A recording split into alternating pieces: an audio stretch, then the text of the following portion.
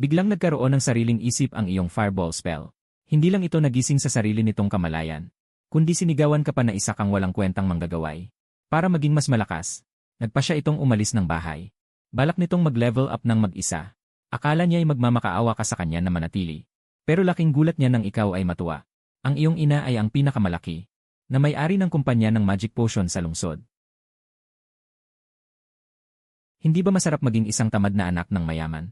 Hindi ba masarap magpaka-relax? Pero hindi mo sukat akalain na. Isang oras pa lang ang nakalipas. Ang iyong panel ay naglabas na ng iba't ibang mga abiso.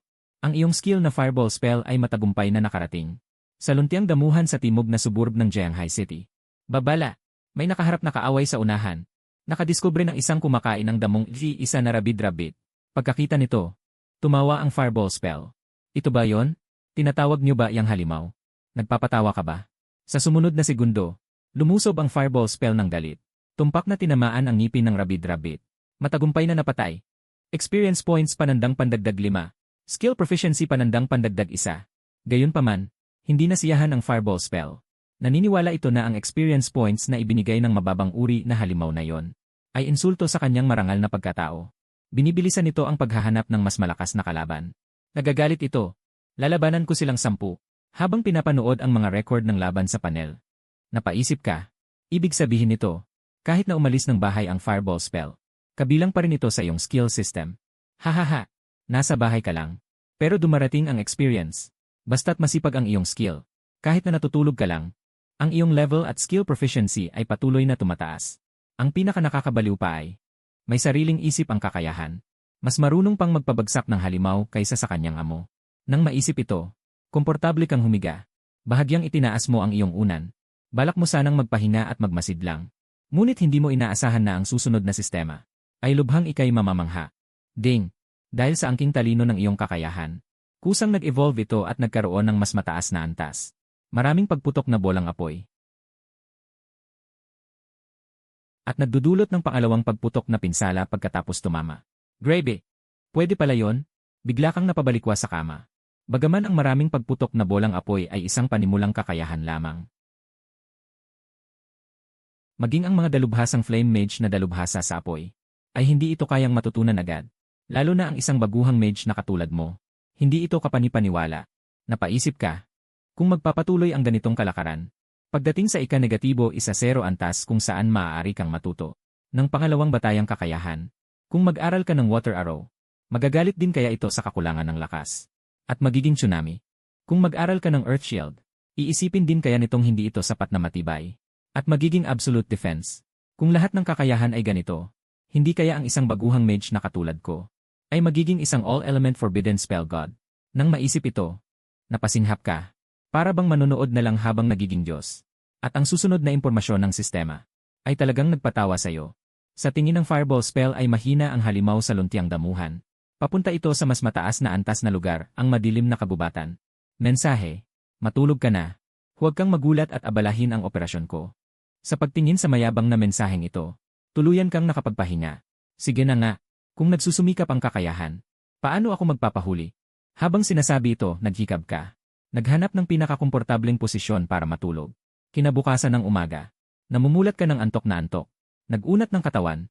Ang sarap ng tulog na ito. Hindi mo na malayang binuksan mo ang panel ng propesyon. Ngunit nakita mo ang isang eksenang labis na nagpabagabag sa iyo. Grabe! Level 3 na nga. Dapat mong malaman. Sa mundong ito, ang pag-level up ay hindi madali. Kahit na ang mga henyo mula sa mga mayayamang pamilya. Sa ilalim ng pamumuno ng isang buong grupo, posibleng makaabot sa 3 sa unang araw. Samantalang ako, natulog lang, walang ginawa, diretso agad sa 3. At ang experience bar ay nadagdagan pa ng 25%. Ito ba ang ganda ng automatic valve leveling? Ngunit ang impormasyon sa huling kolum ng panel ay nagpabalik sa iyo sa realidad. Pagod na ako.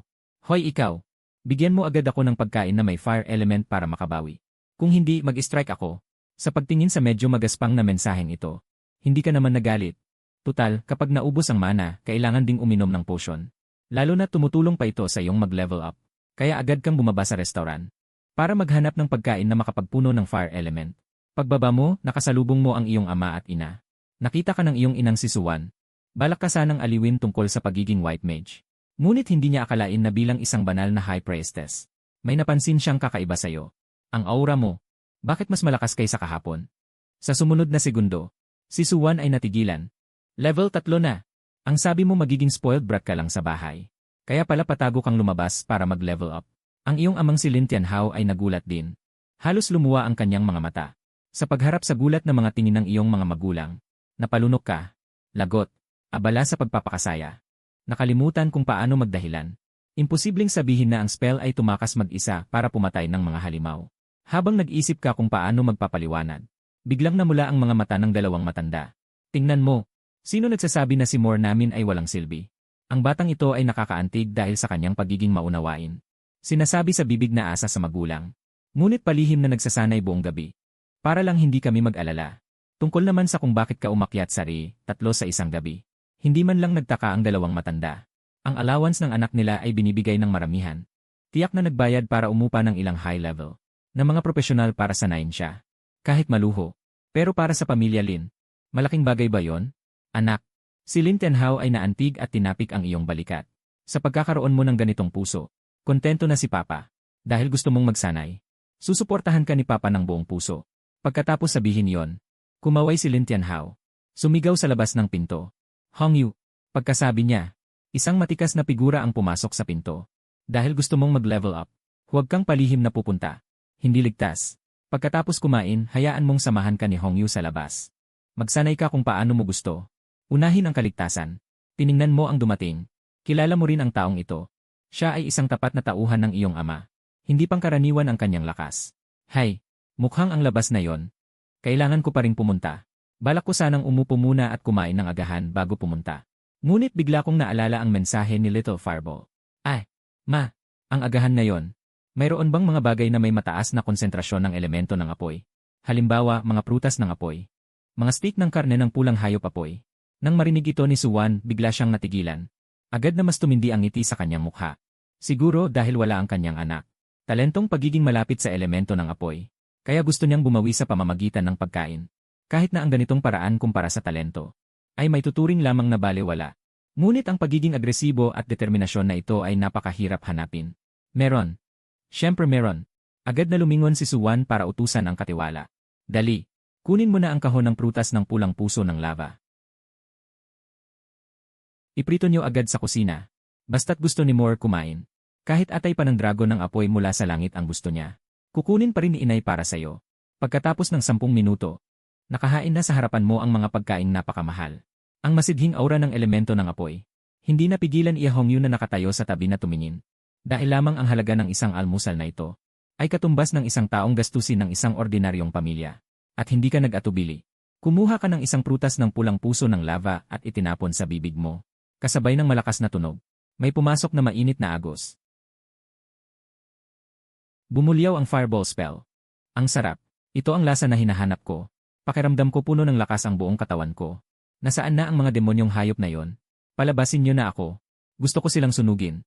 Nang marinig ito, ang kamay mo na humihiwa ng stick ay natigilan. Ang fireball ay masyadong agresibo. Ngunit nagpakita ng paghamak ang fireball spell. Hindi makakain ang pagiging tuso. Huwag kang magsalita ng kung ano-ano. Dali, dalhin mo ako sa labas. Gat na ang malaki kong espada. Matapos makapag-charge ang fireball spell, ikaw at si Hongyu ay narating na ang madilim na gubat. Habang naglalakad si Hongyu. Ginoo, para masiguro ang inyong kahusayan sa pagpapalakas ng level, hindi na ako sasama sa inyo. Tutal, mahahati ang experience points niyo kapag magkasama tayo. Ang plano ko ay, ako ang bahala sa paghila at pagkontrol ng mga halimaw. At pababagsakin ang mga halimaw hanggang sa malapit na silang mamatay. Ang huling atake ay gagawin mo. Sa ganitong paraan, makukuha mo ang 100% ng experience points. Akala niya pipiliin mong mag-isa. Ngunit hindi niya inaasahan na papayag ka agad. Hindi nagtagal. Narating ng dalawa ang lugar kung saan aktibo ang mga Shadow Wolf. Bagaman ang halimaw na ito ay level 3, kilala sila sa kanilang bilis at liksi. Talagang mahirap silang labanan. Gayunpaman, walang sinayang na salita si Hongyu. Bigla siyang sumugod pasulong. Sa sumunod na sandali, agad siyang bumagsak sa lupa. Bagaman hindi siya namatay, siya ay lubhang nagdusa. Ginoo, samantalahin mo ngayon. Naunawaan mo ang ibig sabihin niya. Ngunit sa sandaling ilabas ang fireball, Karapat-dapat lamang sa reputasyon ng Shadow Wolf bilang maliksi. Bagamat malubha ang sugat, mabilis pa rin itong gumulong sa kanan. Ginamit niya ang kasanayang talento na Shadow Flicker. Sa paggulong na ito, tama lamang na naiwasan nito ang orihinal na landas ng Fireball. Nang makita ito ni Ye Hongyu, lumungkot ang kanyang puso. Lagot. Palpak. Talaga bang hindi pa rin kaya? Ang trajectory ng Fireball spell ng isang blank wizard ay masyadong diretsyo. Hindi nito kayang harapin ang ganitong uri ng biglaang pagbabago ng direksyon. Maghahanda na sana siyang tumulong sa pag-atake upang maiwasan ang lobo na ito na banta sa buhay ng Ginoo. Ngunit sa sumunod na segundo, biglang may nagbago. Biglang nanlaki ang mga mata ni Ye Hongyu. Para bang nakakita siya ng hindi kapanipaniwalang eksena. Nakita niya ang orihinal na palpak na fireball na dumaplis sa likod ng lobo at biglang huminto. Pagkatapos, sa pilitang binaliktad ng fireball ang direksyon nito. Bumalik ito sa isang U-turn at dumiretso sa Shadow Wolf. Ang fireball spell ay nagsabi ng may paghamak. Mangahas ka pang umiwas. Pinayagan ba kitang umiwas? Mamatay ka na. Sa susunod na segundo. Ang Shadow Wolf na halos mamatay na ay sumabog dahil sa fireball. Sumambulat ang laman at dugo. Sa sandaling ito, maging si Ye Hongyu ay lubos na namangha. Ito pala ay level 2 mental power guidance. Alam mo ba, bagamat ang level 2 mental power guidance ay hindi gaanong kalalim na teknik, ngunit kailangan pa rin ito ng mga high level na mage para magawa ang tumpak na operasyon. At ang pinakamahalaga ay, kahapon lang nagising ang Young Master.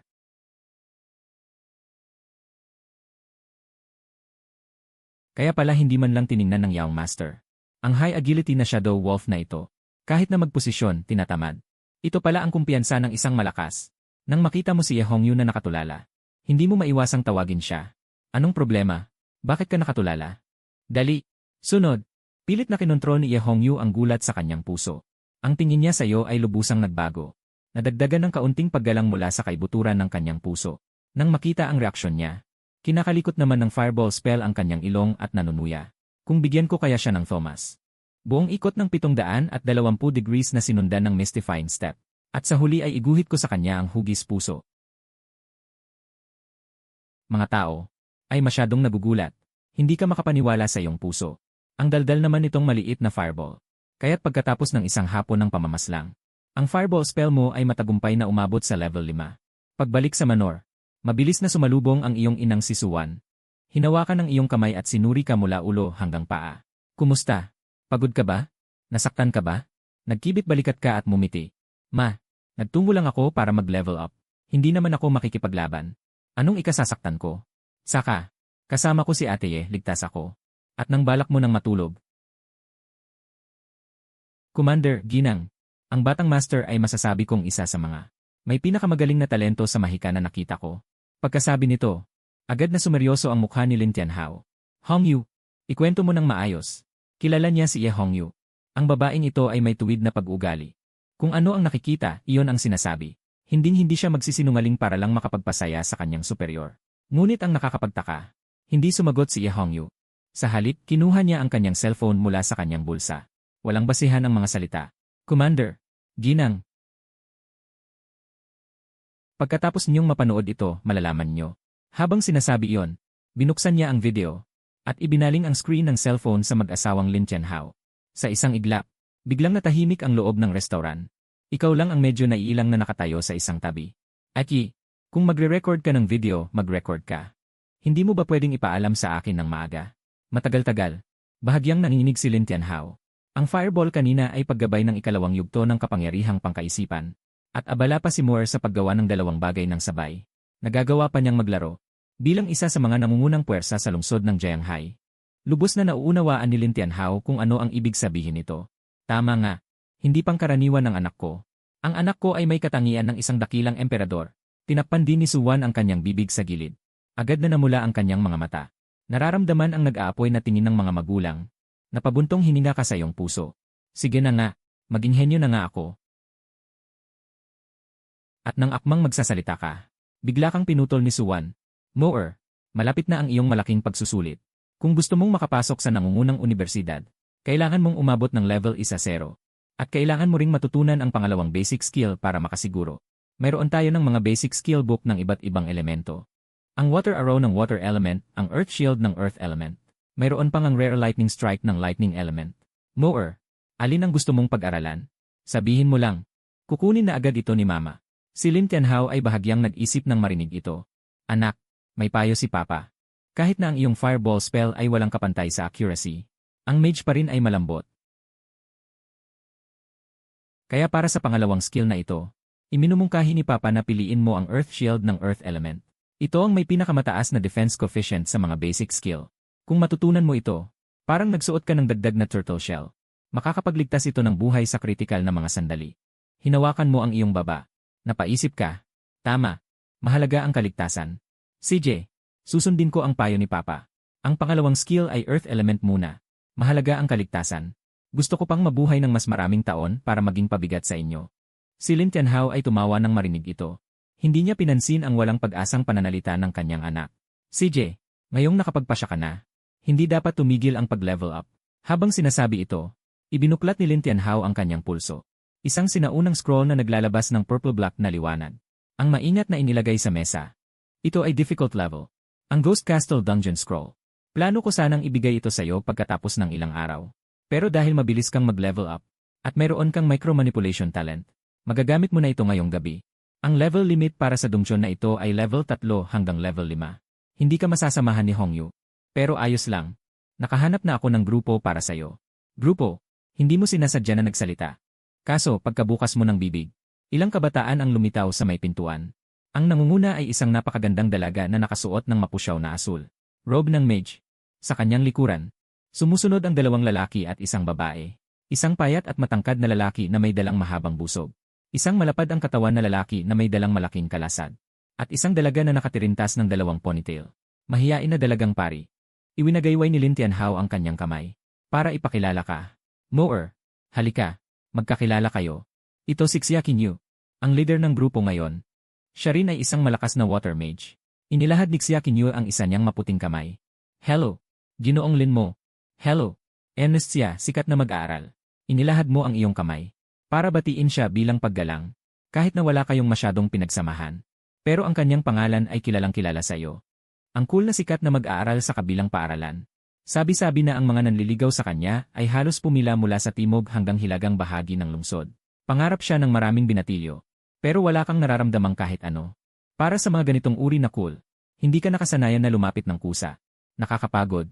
Pero nang makita ni Xiaqin Yu ang iyong malinis na tingin, at hindi ka katulad ng ibang lalaki na tinitingnan siya mula ulo hanggang paa, nakaramdam siya ng kaunting paghanga. Bigla, may narinig na mga yabag mula sa gilid ng hall. Ginoo, nandito na po ang mga gamit. Pagkasabi niya nito, nakita si Ye Hongyu na may dalang isang tumpok ng mga kumikinang. Mga gamit na may mapusyaw na kulay kahel. Nang makita ang eksenang ito, nanlaki ang mga mata ng apat na kabataan. Ito pala ang maalamat na antas ng Purple Cloud set. Ang banal na kasuotan ng salamangkero na mas mababa sa antas 5. Hindi napigilan ni Zhang Kai na may dalang mahabang busog ang paglunok ng kanyang laway. Kahit na siksyakin yun na walang ekspresyon, may bahid ng pagkamangharin sa kanyang magagandang mata sa sandaling ito. Ito ba ang yaman ng nangungunang marangyang pamilya? Diamond level, Legendary level, Ready level. Para sa isang blangkong salamangkero na kadigising lang ng 2 araw. Direktang ayusin ang ganitong uri ng maalamat na set para sa transisyon. Simpleng pag-aaksaya ng kayamanan. Si Lin Mo ay walang anumang pakiramdam sa ilalim ng pag-aalaga ni Ye Hongyu. Katulad ng isang walang silbing tao na naghihintay na isubo sa kanya ang pagkain at damit, maayos niyang sinuot ang kagamitan. Akma ito, salamat ate. Iginiling ni Lin Mo ang kanyang mga braso. Agad na nagtago sa kanyang katawan at nawala. Bumalik ang hitsura sa orihinal na kaswal na kasuotan. Maliban sa estado ng labanan o aktibong pag-activate. Hindi na makapaghintay si Lin Mo na buksan ang panel at tingnan ang set na ito. Ang mga katangian ng Purple Cloud set ay biglang napahinga ng malamig. Masyadong marahas. Ang set ng kagamitang ito ay walang anumang magarbong mga entry. Ang pangunahing highlight ay isang simple at brutal na pagbabawas ng C. Bawas isa 0% ang robe, bawas isa 0% ang bota, bawas 15% ang kwintas. Dagdag pa ang mga karagdagang katangian na na-activate ng set. Ang kabuang pagbawas ng C ay umabot sa 60%. Ano ang ibig sabihin nito? Ang orihinal na fireball teknike na may 3 segundong cooldown ay maaaring sumabog isang beses bawat 1.2 segundo. Habang ang multiple burst fireball ay orihinal na nangangailangan ng mahabang C na 15 segundo. Ngayon ay 6 na segundo na lamang upang mailabas ito. Karapat-dapat itong maging nangungunang kagamitan masyadong bango. Nagkatinginan sina Zhang Kai at Wang Meng na nakatayo hindi kalayuan. Ang asim sa kanilang mga puso ay umaabot sa langit. Ito ba ang teknikal na gawain ng muling pagsilang? Ipinanganak ang mga tao sa Roma. Ang kagamitan na ito ay isinusuot sa isang blangkong salamangkero. Maliban sa pagiging maganda, ano pa ang silbi nito? Bilang isang Diyos ng digmaan na lumabas mula sa mga bundok ng bangkay at dagat ng dugo, ang kanyang pananaw sa kalikasan ng tao ay matagal nang tumagos ng malalim. Nakita rin niya ang kanilang paghamak kailan mo na nakatago sa kanilang mga puso. Hinihila niya si Lin Mo sa isang tabi at sadyang ibinaba ang kanyang boses. Ang kanyang tono ay hindi kailanman naging napakaseryoso. Tandaan mo anak, ang kopya ng scroll na ito ay nagmula sa ating pamilya. At binigyan din sila ng maraming pera, ikaw ang boss. Sila ang mga empleyado.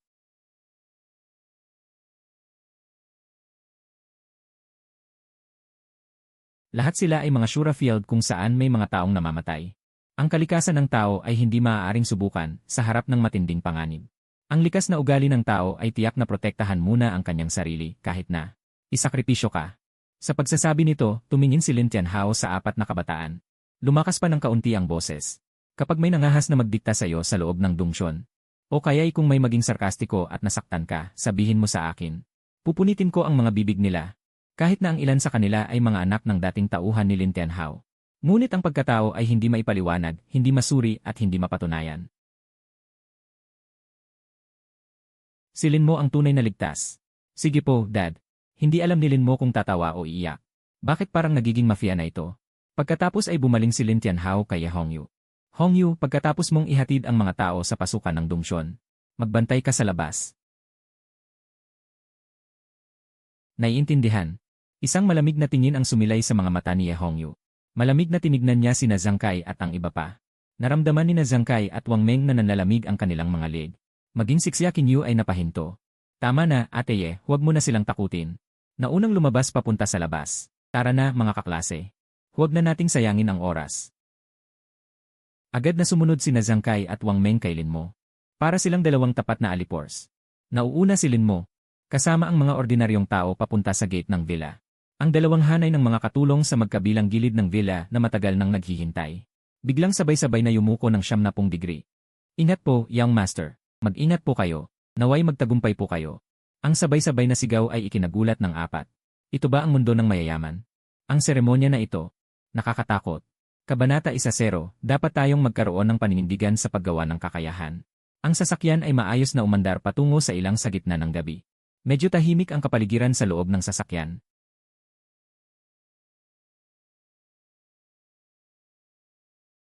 Hindi talaga makapagbukas ang mga kabataan. Pilit na umiti si Zhang Kai kay Lin Mo. Lin Xiao. Ang pupuntahan natin ay isang mahirap na dungsyon. Ang mga halimaw doon ay nakakatakot. Hindi sila katulad ng mga halimaw sa labas na walang isip. Umiinom si Lin Mo ng kola at tumango. Tapos, nang marinig ni Zhang Kai na nagsalita si Lin Mo, medyo lumakas ang kanyang loob. Matagal na kaming nagtutulungan at ang aming sistema ng taktika ay medyo sopistikado. Isa kang all-around mage na walang kahit anong talento. Pagkatapos sabihin ito, huminto si Zhang Kai at nagpatuloy. Kaya kapag nakapasok tayo sa dungsyon, bakit hindi ka nalang tumayo sa likod? Ipaubaya mo na lang sa amin ang maruming gawain. Ituring mo na lang itong isang bakasyon kahit hindi ka makialam. Iyon na ang pinakamalaking ambag sa grupo. Pagkasabi nito, biglang nanigas ang hangin sa loob ng sasakyan. Bahagyang sumimangot si Xia Qingyu, pakiramdam niya na medyo sumobra si Zhang Kai sa sinabi niya. Magandang pakinggan na nag-aalala siya sa kaligtasan ni Lin Mo, masakit pakinggan. Hindi ba't kinasusuklaman lang nila si Lin Mo bilang pabigat at pinapakiusapan siyang huwag nang gumulo? Hindi pa nakapagsasalita si Lin Mo. Biglang nagpreno ang rumaragas ang mamahaling sasakyan. Dahil sa malaking inertsya, napasubsob si Zhang Kai sa harap. Sumalpok ng malakas ang mukha niya sa sandalan ng upuan sa harap. Umiyak si Zhang Kai habang nakahawak sa kanyang ilong. Bago pa siya makapagreklamo, paglingon niya, nakita niya sa rearview mirror ang isang pares ng malamig at nakakatakot na mga mata. Kung hindi ako nagkakamali ng dinig, ang ibig mong sabihin ay masyadong mahina ang aming young master. Biglang tumahimik ang loob ng sasakyan. Si Hongyu bilang isang elite na mandirigma. Hindi po ate, hindi po yon ang ibig kong sabihin. Biglang namutla si Zhang Kai, hindi na siya makapagsalita ng maayos. Gusto ko lang pong maging ligtas si Lin Xiao, mahina lang po talaga ang dila ko. Ako po ang may kasalanan. Lin Xiao, huwag po kayong mag-alala, mapagbiro lang po talaga ako. Ituring niyo na lang po akong utot. Lalo namang hindi makahinga si Wang Meng at Liu Weiwei. Nagkukubli sila sa sulok, nanginginig sa takot. Lalo na ang mahinang si Liu Weiwei, namumutla ang kanyang mukha. Natatakot na baka siya ang susunod na mapansin. Kahit siksyakin yun na palaging kalmado. Bahagyang pinagpapawisan din ang kanyang mga kamay. Napagtanto niya na sa harap ng tila mabait na Young Master na ito, anumang hindi naangkop na pananalita, ay maaaring humantong sa hindi inaasahang mga kahihinatnan. Napaiiling na lang silin mo sa tagpong ito. Bakit parang naging isang malaking kontrabida na siya? O kaya'y yung kontrabida na kailangang patayin ng bida sa simula pa lang. Huminga ng malalim siksyakin yu at nagsalita para pagaanin ang sitwasyon. Ate Hongyu, mahinang po ang dila ni Zhang Kai pero wala po siyang masamang intensyon. Nag-aalala lang po talaga siya sa kaligtasan ni Lin. Huwag niyo na po sana siyang pansinin. Napailing si Lin mo. Sige na, ate magmaneho na po kayo. Huwag niyo na pong takutin ang iba. Talagang may mabuti naman silang intensyon. Dahan-dahang nawala ang pamatay-taong aura sa mga mata ni Hongyu. Lin padabog niyang inapakan ang accelerator. Muling umandar ang sasakyan. Nanghina si Zhang Kai sa kanyang upuan, basa na ng malamig na pawis ang kanyang likod. Palihim siyang nanumpa na hindi na siya magsasalita ng kahit isang salita. Samantala, nagsisimula na ring gumalaw ang maliit na fireball. Hindi makapagpigil ang fireball spell. Hindi talaga makapagpigil. Ang batang yan, naglakas loob talagang sabihing mahina ka at hindi ka tumpak. Ano ba siya? Mas marami pa akong napatay na halimaw kahapon kaysa sa nakita niya sa buong buhay niya. Hindi lang ikaw ang iniinsulto niya kundi pati na rin ako. Kung papayag ka lang, lilipad na ako ngayon. Sisiguraduhin kong hindi niya mahahanap kahit abo niya. Para malaman niya kung ano ang ibig sabihin ng hindi na kailangang gumamit ng kamay. Maliit na apoy, kalma. Hindi ba't nagsalita lang siya ng isang bagay? Kailangan bang magbanta at pumatay? Galit na galit ang fireball spell, bakit hindi? Hindi dapat hamakin ang malakas. Hinahamon niya ang aking otoridad, sunugin siya. Kailangang sunugin siya. Napabuntong hininga si Lin mo at nagsalita ng may pag-aalala. Maliit na apoy, kailangan nating magkaroon ng pananaw bilang tao at bilang isang kasanayan. Kung papatayin mo ang isang tao dahil lang sa sinabi niya ang isang bagay na hindi maganda, kailangan mo na siyang patayin. Anong magiging tingin nila sa atin? Mga baliw na mamamatay tao, mga kontrabida. Ang ideya na pumatay sa bawat pagkakataon ay mali, alam mo ba? Fireball spell, mapagkunwaring tao. Ang kapangyarihan ay ginagamit upang protektahan ang iyong sarili at ang mga taong mahal mo. Hindi upang apihin ang mga kakampi. Hanggat sapat kang malakas, mapapatahimik mo sila sa pamamagitan ng katotohanan. Wala siyang limitasyon. Mahinahong sagot ni Lin mo sa kanyang puso. Sige, ililigtas ko ang kanyang buhay kapag nakapasok na tayo sa dungeon. Ipapakita ko sa kanila kung ano ang output. Papabulagin ko sila. Tama yan. Umiti ng bahagya si Lin mo. Pagkatapos ng halos isang oras, huminto ang mamahaling sasakyan sa isang malungkot na lugar ng mga bato. Binuksan ang pinto ng sasakyan at lumabas ang lahat. Malamig ang hangin sa gabi sa ilang, ngunit para sa mga nakaranas. Sa nakamamatay na tingin ni Hongyu na sina Zhang Kai at iba pa. Napakagaan ng malamig na hangin na ito. Nakarating na tayo, Master. Umiwas si Hongyu sa harap ng kotse at magalang na binuksan ang pinto para kay Lin mo. Lumabas si Lin mo sa sasakyan at tumingin sa paligid. Inilabas ni Hongyu ang sinaunang scroll. Tama ang mga coordinate. Sa pagkasunog ng scroll, humihijing. Maluwag na nanginig ang hangin sa harap. Nabuksan ang isang bitak sa kalawakan na naglalabas ng lilang ilaw. Ito ang pasukan ng dungeon. Lumingon si Hongyu kay Lin mo. Master, bagaman ito ay isang sinanay na koponan. Nagbabago ang sitwasyon sa loob ng dungeon, mag-ingat ka. Kung mapanganib, huwag kang pumilit. Kaligtasan muna. Tumango si Lin mo. Huwag kang mag-alala, ate aalagaan ko ang sarili ko. Pagkatapos, muling tumingin si Hongyu kinaksya kinyo at sa tatlo pa. Naintindihan ba ninyong lahat? Yamang tinanggap niyo ang pera ng pamilya Lin at tinanggap ang misyon ng pamilya Lin. Kailangan niyong isugal ang inyong buhay upang protektahan ang nakababatang master. Kung may kulang na kahit isang balat sa katawan ng nakababatang master paglabas ninyo. Ate huwag kayong mag-alala. Tiyak na ipagtatanggol namin si Young Master Lin gamit ang aming buhay. Tumango ng paulit-ulit sina Zhang Kai at Wang Meng. Kulang na lang manumpa sila roon mismo. Maging siksyakin niyo na palaging malamig ay tumango ng seryoso. Huwag kang mag-alala, bilang kapitan, ako ang mananagot sa kaligtasan ng mga miyembro. Sige na. Kumaway si Hongyu. Kabanata 11, dapat sunugin ang tao kapag mali ang kulay. Habang tuluyang naglaho ang figura ng 5 tao sa bitak, tanging ang malamig na hangin na lang ang sumisipol sa ilang nabatuhan. Sumandal si Ye Hongyu sa harap ng kanyang pinahabang marangyang sasakyan. Dumukot ng isang kahang sigarilyo ng mga babae mula sa kanyang dibdib at sinindihan ang isa. Huminga siya ng malalim. Sa gitna ng usok, itinaas niya ang kanyang ulo at tumingin sa itaas ng bitak. Kasalukuyang pinakamataas na rekord, 1 oras, 15 minuto at 23 segundo. Ang mga may hawak ng rekord, Mei Xuan, Chen Jin, Liu Shu, 18 taon na ang nakalipas. 1 oras at 15 minuto. Tinitigan Ye Hongyu ang numerong iyon at bumulong sa sarili. Ang rekord na ito ay parang isang bundok na hindi kayang lampasan.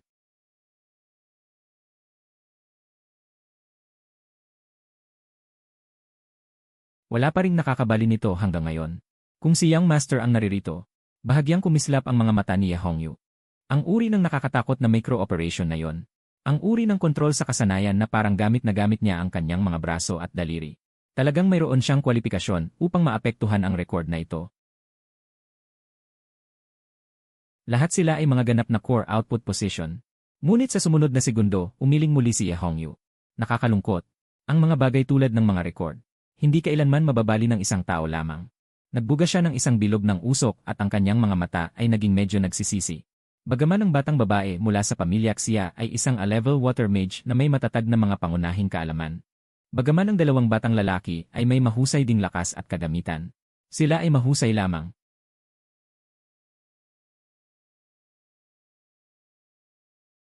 Ang configuration ng koponan na ito ay talagang hindi gaanong karapat-dapat sa kanyang Young Master. Maaaring maging pabigat lamang sila na makakahadlang sa mga hakbang ng Young Master. Pinaltok ni Ye Hongyu ang abo ng sigarilyo. Hindi na niya inisip ang malayong record na yon. Ang kanyang kasalukuyang misyon ay napakasimple, ang maghintay dito. Naghihintay sa tagumpay ng Young Master. Sa sandaling ito, sa loob ng donjon. Ang nakikita ay isang madilim at nakakatakot na pasilyo ng lumang kastilyo. Ang mga pader ay gawa sa mga itim na laryo ng batong bughaw. Ang hangin ay puno ng amoy ng bulok at mamasa-masa. At sa magkabilang gilid ng pasilyo, sa bawat ilang metro ay nakasabit ang isang nakakatakot na ilawan ng bungo. Sa loob ng mitsa ay nagliliyab ang mga kumpol ng asul na apoy. Parang sa kabilang buhay ang dating ng dungeon na ito. Si Lin Mo ay tumingin sa paligid at nagbiro.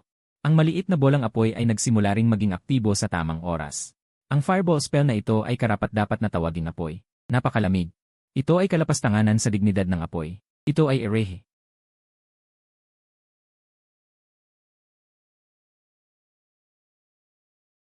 Update sa status, galit na tagapaglinis. Nanumpa itong sunugin ang lahat ng huwad na apoy dito. Kasalukuyang mode, mainitin ang ulo at puno ng pagpatay. Damage sa mga undead na halimaw positibo, 0%. Bahagyang kumibot ang labi ni Lin Mo. Grabe, nagagalit din pala ito. Isa ka bang racist? Kapag nakakita ka ng apoy na may maling kulay, gusto mo itong patayin. Ngunit may isang bagay na hindi pa rin naintindihan ni Lin Mo.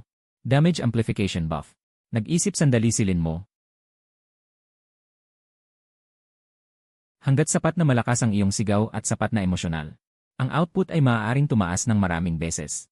Ano, ang aking pagdurusa ay higit sa'yo. Hindi ako ang may mali, kundi ang mundong ito. Sa sandaling ito, ang nasa unahang si Xia Qingyu ay mabilis na pumasok sa estado ng labanan. Dahan-dahan niyang itinutok ang kanyang staff sa lupa. Kumalat ang isang banayad na asul na aura. Bahagyang nagpawi ng ilang lamig sa paligid. Magpakatatag kayong lahat. Ang boses ni Xia Qingyu ay malinaw ngunit nagpapakita ng isang uri ng pagiging kalmado. Ang mga halimaw sa labas ay hindi pareho ng antas. Mabilis niyang tiningnan ang lahat at nagsimulang magplano ng mga taktika. Ayusin ang pormasyon. Wang Meng, ikaw ang nasa unahan na may kalasag, mag-ingat sa pagkuha ng atensyon. Hindi dapat payagan ang mga halimaw na makalusot sa depensa. Opo. Bumulong si Wang Meng. Malakas na ibinagsak ang mabigat na kalasag sa lupa. Palaging mag-ingat sa kisam at mga sulok ng anino. Naiintindihan. Binuksan ni Zhang Kai ang kanyang mahabang busog at mapagbantay na tiningnan ang paligid. Ang maliit na pari na nagngangalang Liu Weiwei ay kinakabahang tumango. Hinawakan niya ng mahigpit ang kanyang krus. Sa wakas, napatingin si Xia Qingyu kay Lin Mo. Lin Xiao, tumayo ka sa gitna ng grupo. Pagkatapos ay lumingon siya kay Zhang Kai at idinagdag ang kanyang tono. Agad na naintindihan ni Zhang Kai at tiniyak sa pamamagitan ng pagtapik sa kanyang dibdib. Huwag kang mag-alala, Kapitan, hanggat mayroon pa akong hininga. Hindi ko hahayaang malaglag ni isang buhok si Lin Xiao. Sige, sisigaw na lang ako ng 666 sa likod para sa inyo. Hindi rin naman alintana ni Lin Mo ang plano ni Xia Qinyu para sa kanya. Sa halip, kumuha siya ng merienda na may halong katangian ng apoy mula sa kanyang bulsa. Kinuha rin niya ito noong nasa bahay pa siya. Tumawa ang fireball spell at sumigaw ng 666. Hayaan ang mga noob na ito na protektahan ako. Biro. Nakakatawang biro. Dahan-dahang sumulong ang grupo. Nakakatakot ang katahimikan sa loob ng kastilyo. Tanging ang mabibigat na yapak ng lahat ang umaalingaw-ngaw sa pasilyo. Biglang may mahinang tunog mula sa madilim na kanto sa unahan. Parang tunog ng pagkikiskisan ng buto. Tigil! Mahinang sigaw ni Xia Qinyu, lumiwanag ang dulo ng kanyang staff. May paparating. Agad na naging tense ang nerbiyos ng lahat. Nakita sa dilim sa harapan. Dahan-dahang lumitaw ang dalawang kumpol ng asul na apoy. Pagkatapos, sa pamamagitan ng mahinang liwanag. Sa wakas, nakita ng lahat ang tunay na hitsura ng halimaw. Nether Spirit Cat Elite Lay, 5. Sinasabing pusa, ngunit ang laki nito ay halos kasing laki ng isang cheetah. Walang laman ang buong katawan kundi puting buto. Ito ay high agility na halimaw, hindi ko akalain na makakatagpo tayo ng elite level sa unang halimaw. Nagbago ang ekspresyon ni Xia Qinyu, itaas ni Wang Meng ang kalasad, masyado itong mabilis. Bago pa matapos ang kanyang sinabi. Hush! Isang orange-red na sinag ng liwanag. Walang babala na lumitaw mula sa pinakadulong likuran ng grupo. Pagkatapos kasama ng isang init. Isang fireball na kasing laki ng kamao. May dalang isang uri ng walang pag-aatubiling marahas na momentum.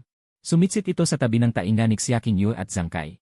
Lin Xiao, maghintay ka ng mas malapit bago umatake, hindi mo matatamaan ng ganoon kalayo. Hindi sinasadyang sigaw ni Zhang Kai. Sa harap ng ganitong uri ng high agility na halimaw sa napakalayong distansya. Para sa kanila, ang grupong ito ng mga bagong career nakakasimula pa lang sa pangalawang araw. Halos imposible itong tamaan.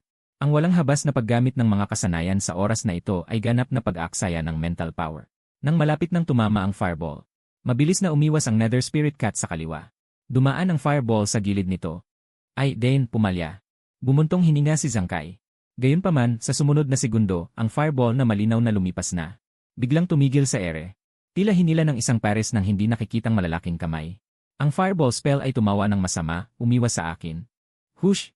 Binaliktad ng fireball ang direksyon sa ere. Mabigat na bumagsak ito sa baywang ng Netherworld Spirit Cat. Mew! Nagpakawala ng matinis na hiyaw ang Netherworld Spirit Cat. Sumabog at gumulong sa lupa. Lumiko ito. Nagulat sina Zhang Kai at Xia Qinyu at ang iba pa. Bago pa man sila makabawi, isa pang bolang apoy ang sumitsit sa kanilang tabi.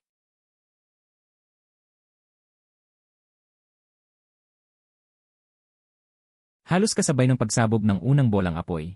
Ang pangalawang bolang apoy ay sumirit na. Kasunod nito ang pangatlong bolang apoy. Boom! Boom! Dalawang malakas na pagsabog ang umalingaw-ngaw.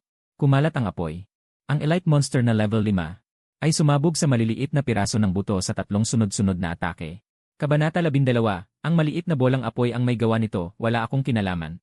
Sa loob ng madilim na pasilyo, nanlalaki ang mga mata ni Zhang Kai at Xia Qinyu at ng iba pa. Habang nakatingin sa tambak ng mga piraso ng buto. Pagkatapos ay sabay-sabay silang lumingon kay Lin Mo sa gitna ng grupo. Patay na. Bahagyang paos ang boses ni Zhang Kai. Tatlong bolang apoy lang.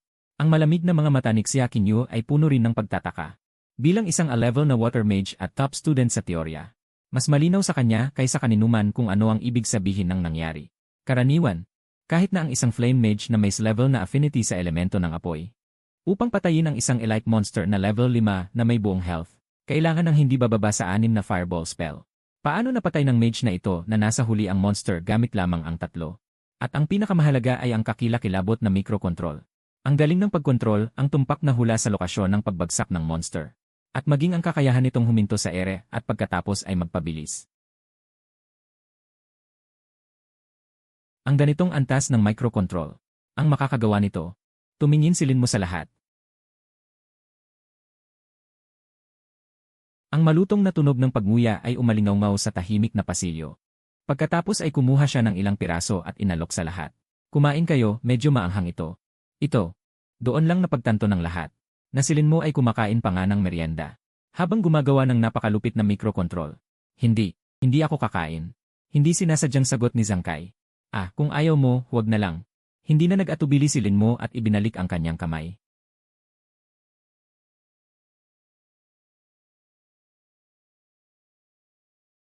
Sabi ko. Nilunok niya ang pine nut sa kanyang bibig at tiningnan ang lahat. Bahagyang pinagpag ang mga mumo sa kanyang kamay na may halong pagkayamot. Ano pa nang hinihintay nyo? Umalis na tayo.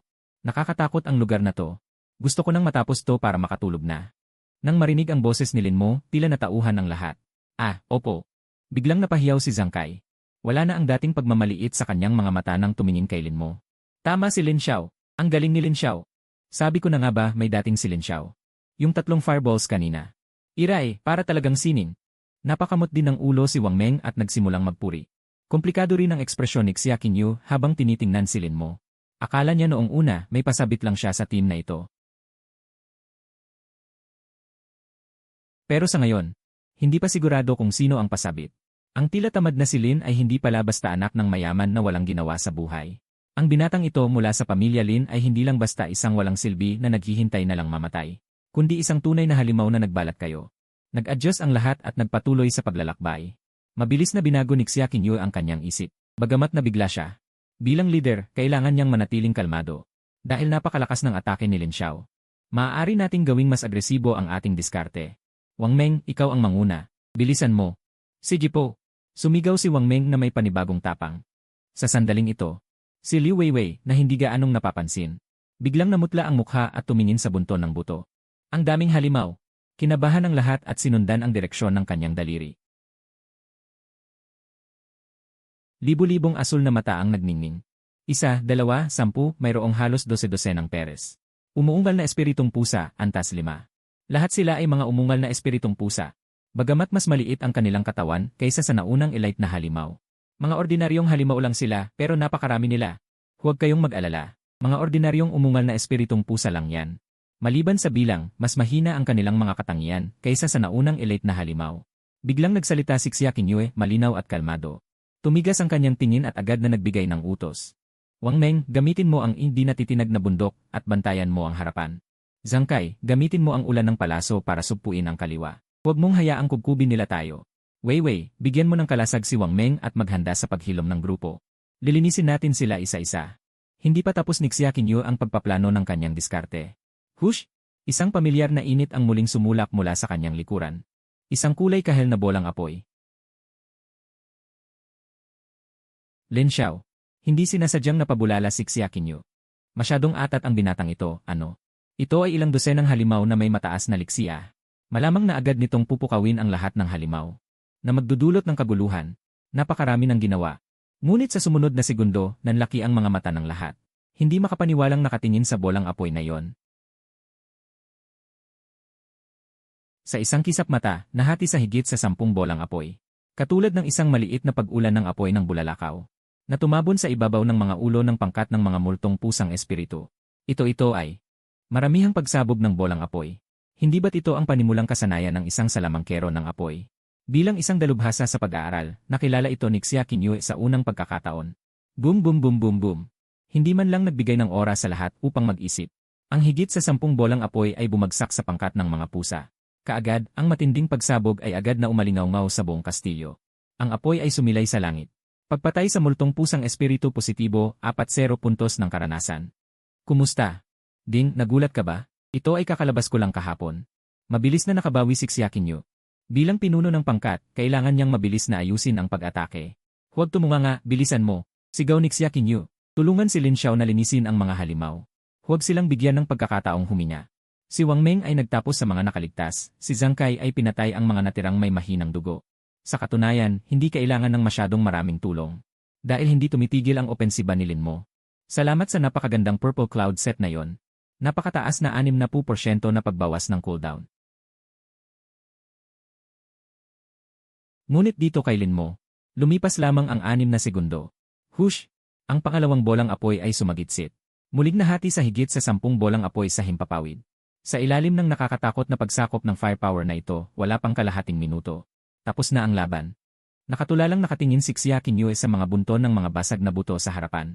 Dose-dosenang mga halimaw ng parehong antas sa kanyang orihinal na inaasahan. Ngunit ngayon, wala pang kalahating minuto, tahimik na ang mundo. Ang galing Lin Xiao. Nauutal na sinabi ni Zhang Kai. Medyo napahiya si Lin Mo sa pagkakita nito. Kumakain lang ako ng merienda at nanonood ng palabas. Ginawa yan lahat ni Little Fire, walang kinalaman sa akin. Kabanata 13, Pagbabago sa Dungjon. Si Xiaoqinyu ay nakatayo sa lugar at tinitignan si Lin Mo, hindi niya maiwasang magsalita. Yung skill kanina ay isang panimulang skill para sa mga Fire Mage. Multiple Burst Fireball, tama. Inihagis ni Lin Mo ang huling butil ng pino sa kanyang bibig. Pinagpagan ng dumi sa kanyang mga kamay at tumango. Ang mga mata ni Xiaoqinyu ay komplikado, sa huli ay humina siya ng malalim. Hindi niya maiwasang magtanong. Lin Xiao, may itatanong lang ako, ilan kaya? Ang skill book ang kinailangan mo para matutunan yan. Sa pananaw ni Xiaoqinyu, walang elemental affinity ang isang T-plate mage. Ang pag-aaral ng mga advanced na elemental skill ay halos imposible. Huwag nang magsalita tungkol sa isang T-plate mage, kahit na isang fire specialized mage na gustong matuto ng bagong skill. Matuto. Kaya malamang na nakakain na ng ilang dosenang skill book ang batang silin. O kahit na daan-daan. Ito ba ang kayamanan ng isang mayamang pamilya? Dapat malaman na ang presyo ng mga skill book ay napakamahal. Kahit na ang mga panimulang skill book, nagkakahalaga ng 6 na figurang dragon coin bawat isa bilang panimula. Bago pa man makasagot si Lin Mo, dinagdag ni Xiaoqinyu, Lin Xiao. Kung ayaw mong sumagot, huwag mo na lang pansinin ang tanong ko. Skill book. Kinamot ni Lin Mo ang kanyang ulo at tumingin na parang naguguluhan, ang bagay na yon. Hindi ko pa nakikita. Nagulat si Xiaoqinyu. Hindi mo pa nakikita. Ang ibig mong sabihin, hindi ka gumamit ng anumang skill book. Nagkibit balikat si Lin Mo na parang natural lang, hindi ba't paghahati lang ito? At pagkatapos ay pasabugin. Mahirap ba yon? Pagkasabi niya nito, nagsimulang manginig ng husto ang skill bar ni Lin Mo. Hindi na matiis ng fireball ang sinasabi niya, mahirap ba yon? Hindi mahirap yan para sa akin. Anong ginagawa mo noong mga panahong yon? Natutulog ka? Tumingin ang fireball na may paghamak. Ang pagyayabang ay tiyak na parurusahan ng kidlat, walang hiya. Ninanakaw mo ang bunga ng aking paggawa, hindi ba't kumikirot ang konsensya mo? Walang pagbabago sa ekspresyon ni Lin Mo, ngunit tahimik niyang sinabi sa kanyang isipan. Tumahimik ka. Ayaw mo bang kumain ng stir-fried Crimson Fire Dragon mamaya? Biglang natahimik ang fireball. Pagbabago sa status, nagtitiis ng kahihiyan at nagdadala ng pasanin, damage positibo 100%. Nang makita ni Lin Mo na tumahimik na si Little Fireball, nakaramdam siya ng ginhawa sa kanyang puso. Hindi maikakailan na medyo masarap magyabang paminsan-minsan. Bumuka ang bibig ni Xiaoqinyu, gustong sabihin ang isang bagay. Ngunit natuklasan niyang hindi niya alam kung ano ang sasabihin. Pag-unawa sa sarili. Kahit na para sa mga klase ng magic na may level na elemental affinity, isa itong napakahirap na bagay. Pero ang batang Lin na ito, na isang puting tablang sa lamangkero, ay natutunan kaagad sa ikalawang araw ng kanyang paglipat ng propesyon. Ang husay niya sa paggamit na ito, ay posibleng natutunan niya pa sa unang araw.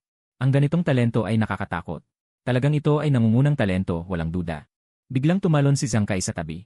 Sa sobrang excitement, namula ang kanyang mukha at leeg habang nag-aanalisa ng malakas. Kapitan, isipin nyo, kung ito ay pinag-aralan lang sa pamamagitan ng paggamit ng maraming skill book. Sa simula, kahit pa fire mage na may level na affinity, ay makakapaglabas lang ng 3 hanggang 5 fireballs. Itinuro ni Zhang Kai ang mga bakas ng sunog sa lupa. Ngunit si Young Master Lin ay nakapaglabas ng 15 fireballs. 15? Ano ang ibig sabihin nito? Hindi ito kayang gawin ng skill book. Kung ikukumpara kay Young Master Lin, ang mga tinatawag na level affinity ay dapat nang umuwi at mag-alaga ng baboy. Level affinity, umuwi ka na at mag-alaga ng baboy. Paano naman ang level affinity niya? Uwi na lang ba siya para maglaro ng putik? Tinitignan niya si Lin Mo na parang isang naglalakad na Diyos. Namanhid na ang anit ni Lin Mo sa papuri ni Zhang Kai. Hindi maikakailan na si Zhang Kai ay isang mahusay na alipors. Tama na, tama na. Maging mababa lang tayo. Hindi naman ganoon kalaki. Swerte lang. Tara na, bilisan na natin. Para matapos agad at makatulog. Mas lalo pa siyang gumalang. Hindi lamang may kahangahangang talento, siya rin ay mapagpakumbaba at gusto lang matulog. Iyan ang tunay na estilo ng isang dalubhasa. Sundin natin si Young Master Lin, magpatuloy tayo. Kung gayon, bilisan na natin. Sa kabilang banda, sa mabatong lugar sa labas ng Dongsion, nakasandal si Hongyu sa harap ng sasakyan. Mayroon ng kalat-kalat na 5 o 6 na upos ng sigarilyo sa kanyang paanan. Ang mga pulang tuldok ay kumikislap sa dilim. Kalahating oras na. Tumingin si Hongyu sa kanyang relo at bahagyang sumimangot. Bagaman mayroon siyang tiwala sa kahusayan ni Lin Mo sa micro-operation, ito pa rin ay isang mahirap na antas ng Dongsion, kahit na isang elite squad. Sa kalahating oras, natapos lang nila ang panlabas na lugar. Huminga siya ng malalim sa kanyang sigarilyo at maghahanda na sanang magbuga ng usok. Bigla, humihijing. Isang pakiramdam ng pagyanig ang nagmula sa ilalim ng lupa. Kasunod nito, isang napipigilang. Masamang aura ang agad na bumalot sa buong mabatong lugar. Ay! Ang orihinal na pasukan ng piitan na naglalabas ng misteryosong kulay ubeng liwanag. Isang napakakapal at hindi matunaw na itim na kulay ang nagsisimulang sumugod. Parang isang mata ng demonyo mula sa impyerno na dahan-dahang nagbubukas. Ito ay. Biglang lumaki ang mga mata ni Hongyu. Ang kanyang kalmadong at malamig na mukha. Sa unang pagkakataon ay nagpakita ng takot. Pagiging ebais. Paano nangyari? Bilang isang may karanasang sundalo. Alam na alam ni Hongyu kung ano ang ibig sabihin ng senaryo sa kanyang harapan. Sa mundong ito, ang mga piitan ay nahahati sa dalawang kategorya. Ang isang kategorya ay ang mga piitan na permanenteng umiiral, matatag at ligtas. Ang isa pang kategorya ay sa pamamagitan ng random na mga scroll ng piitan. Pagbubukas ng pansamantalang espasyo ng piitan. At ang ganitong uri ng pansamantalang piitan ay may napakababang posibilidad na maging apektado ng aura ng ibang dimensyon ng kalaliman at magkaroon ng mutasyon. Gaano kababa ang posibilidad na ito? Isa sa bawat 100,000 o mas mababa pa na mga kaso. Naku, mapapahamak ang batang master. Dinyal ang numero ni Lin Tianhao. Kung ang piitan na naging ebes ay nagpapalakas lamang sa mga halimaw, mayroon pa ring pag-asa. Ngunit ang pinakatakot na lugar ay sa normal na piitan. Panatilihin ang iyong buhay. Ito rin ang kanyang pinakamalaking dahilan upang hayaan si Lin Mo na pumasok. Dahil noong nasa kotse pa, binigyan niya si Lin Mo ng maraming mga scroll sa pagbabalik. Ngunit, kapag ang piitan ay naging ebes, ang scroll sa pagbabalik ay mawawalan ng bisa. Ang tanging paraan upang makalabas ng buhay ay ang patayin ang panghuling boss. Tapusin ang pagtatapos. Tat-tat. Pagkatapos lamang ng 2 ring, nasagot ang telepono. Hello, Hongyu, natapos na ba ni Moore? Ang bilis naman. Ang masiglang halakhap ni Lin Tianhao ay nagmula sa speaker. Commander, may nangyari. Mabilis na nagsalita si Hongyu. Ang piitan kung saan naroroon ang batang master ay nakaranas ng ebes na mutasyon. Ano ang sinabi mo? Isang malutong na tunog ng basag na tasa ang nagmula sa kabilang linya. Kabanata 14 na, magpakamot si Lolo at hindi pa tapos dyan. Sa kaibuturan ng lumang kastilyo. Ang amoy ng pagkabulok at halumigmig sa hangin ay unti-unting nawala. Ang mga ilaw na bungo na may nagliliyab na asul na apoy sa mga dingding. May mali. Biglang huminto si Xia Qingyue na nasa pinakaunahan. Tinitigan niyang mabuti ang umaalon na hamog sa harapan. At tiningnan ang mga pagbabago sa nakapaligid na kapaligiran. Kapitan, anong nangyayari? Bahagyang naguguluhan si Zhang Kai na nasa likuran. Hindi sinasadyang nagtanong. Sa huli, binitiwan ang isang pangungusap. Naging ebais. Sa sandaling lumabas ang pangungusap na ito, agad na nanigas ang ekspresyon ng iba. Alam na alam ng lahat kung ano ang ibig sabihin ng maging ebais. Lubhang ebais. Nanghina ang buong katawan ni Zhang Kai sa takot. Nagmamadaling kinuha ang scroll ng pagbalik. Walang reaksyon ng scroll ng pagbalik. Tunay na naging ebais. Nanginginig ang boses ni Zhang Kai, walang laman at desperado ang mga mata. Kumalat ang desperadong emosyon sa grupo.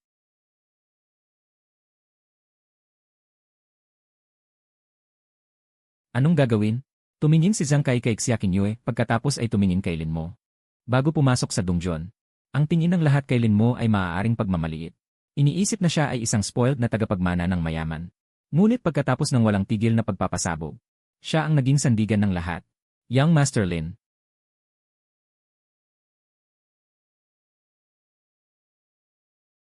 Anong klaseng kalokohan ito? 18 taon, sa wakas ay nagkaroon ng isang golden finger. Tapos paglabas, makakatagpo agad ng isa sa 10,000 posibilidad. Wala nang mas malas pa sa akin. May pag-asa na sana na makumpleto. Masigasig na sinisipsip ng fireball spell ang Abyss Aura sa hangin. Nanginginig sa tuwa ang fireball spell. Ang sarap ng lasa na ito, ang lasa ng pagkasira at pagkawasak. Ang sarap ng lasa ng pagkabulok. Tumawa ng malakas ang fireball spell. Hahaha, ito ang tunay na dungeon. Ang mga nauna ay parang laro lang. Nararamdaman ko ang pagliyab ng dugo sa aking katawan. Iyon ay ang tawag mula sa impyerno. Abyss type na pinsala sa halimaw positibo 200%. Tumingin si Lin Mo sa kasanayang tila naghahanap ng gulo at bumuntong hininga. Mas lumalakas kapag humaharap sa mas malakas, ano? Ang isang ito. Pero dagdag na pinsala na 200%. Hindi nangangahulugang kayang talunin ang Abyss boss. Pinagpaganilin mo ang mga mumo ng merienda sa kanyang kamay at mahinang sinabi. Sige na, tigilan na ang pagdadalamhati. Dahil walang nang atrasan, kailangan na lang sumulong. Naging matatag ang kanyang tingin. Tama ang sinabi ni Young Master Lin, walang saysay ang pag-iyak. Kailangan na lang nating magsikap. Pakinggan niyong lahat. Magtipon ng pormasyon. Protektahan si Young Master Lin tayo. Sumugod. Ang sumunod na paglalakbay ay masasabing napakalupit. Ang mga halimaw na naging Abyss ay hindi lamang tumaas ang mga katangian. Ang pagnanais na umatake ay naging mas mabaliw. Ang mga halimaw na dating kayang lutasin sa ilang fireball. Ngayon ay nangangailangan ng mas maraming firepower.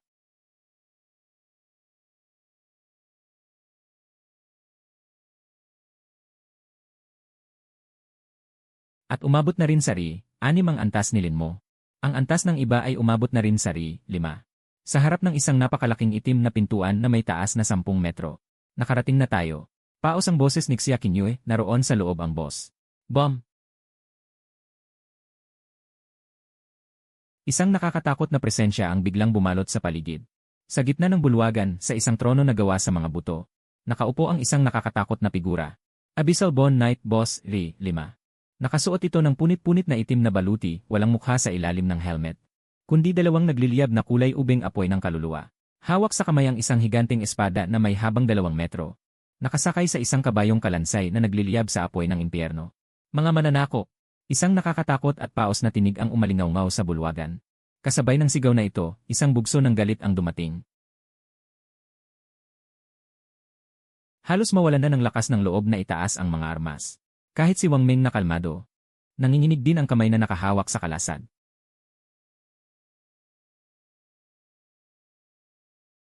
Sobrang excited ang fireball spell, ito ang tunay na kalaban.